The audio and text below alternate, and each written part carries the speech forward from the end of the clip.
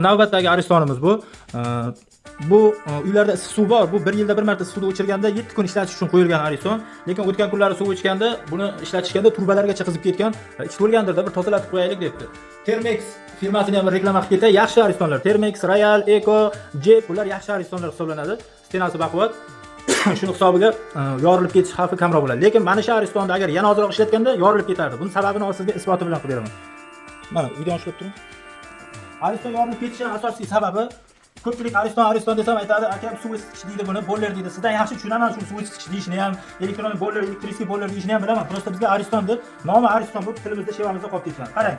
Mana bu otini termodatchik deydi. Bu termodatchik xuddi tefalga choy qo'yganingizda qaynaganda tiq etib o'chadi-ku suvingiz. Bu o'sha vazifani bajaradi. Mana bunisi ichkarida necha gradus bo'lganini sezadi-da, 60 gradus bo'ldi. O'ch deydi, mana bunga buyruq beradi, tiq etib o'chadi. Lekin bunimiz nima bo'lgan? Mana hech qanaqa chustit qilmayapti. Mana bunday yo'lga olib kelganda tiq etib o'chish kerak. Bunday olganda tiq etib yonish kerak. Keyin 1-2-3 gradusga qo'yish kerak, to'g'rimi?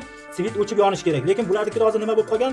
Mana hech narsani chustit qilmayapti. Buni shunchaki emas, mana testerlarda tekshirganimizda ham hech narsa chustit qilmayapti. Mana bu ishlamay qoldi degani, ichkarida suv to'xtovsiz qaynaydi degani. Bu degani hamma joy yopiq bo'lgandan keyin, ichkari parlangandan keyin aristonni yorilib ketishiga olib keladi degani mana shu bo'ladi. Mana shu ishlamay qolsa, shuni hisobiga yorilib ketadi. Ichkarida to'xtovsiz suv qaynab qoladi.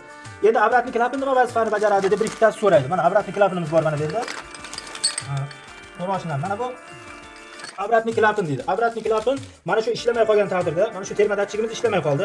Bu ishlamay qoldi endi, xudo ko'rsatmasin, ishlamay qoldi, o'chirmayapti aristonni. Shunday paytda mana bu ishga tushadi-da, ichkarida ortiqcha bo'lib ketgan bosimni mana bu yerdan tik suv tomizib ichkaridagi bosimni chiqarib yoradi. Aristonni yorilib ketishini oldini oladi bu. Agar xudo ko'rsatmasin, bu ham ishdan chiqqan bo'lsa nima bo'ladi? Bosimni chiqarmaydi, ichkarida suv qaynayveradi, keyin par ko'tariladi, aristonni ichi sharga o'xshab bang yorilib ketadi. O'shaning uchun ariston tozalayotganda ichini bunday chayqab qo'ygan bu ariston tozalash emas. Hamma narsasi vijdonan tekshirilib, hamma narsasiga ishonch hosil qilgandan keyin qo'yib beriladi. Uyda egasiga yengilroq bo'lsin, shunisini shunday qo'yib pulimni olib ketay deyilmaydi. Chunki bu yerda insonning salomatligi katta rol o'ynaydi, birinchi o'rinda. Chunki bu yerda shu uyda egasining farzandlari, oila cho'miladi. O'shaning uchun ariston tozalayotganlar va tozalayotganlar shu narsalarga juda e'tiborli bo'lasizlar. Bitta like, podpiska, podelitsiya qilib qo'yasizlar. Qolganlarga ham manfaatli bo'lsin bu videomiz. Salomat bo'lasizlar.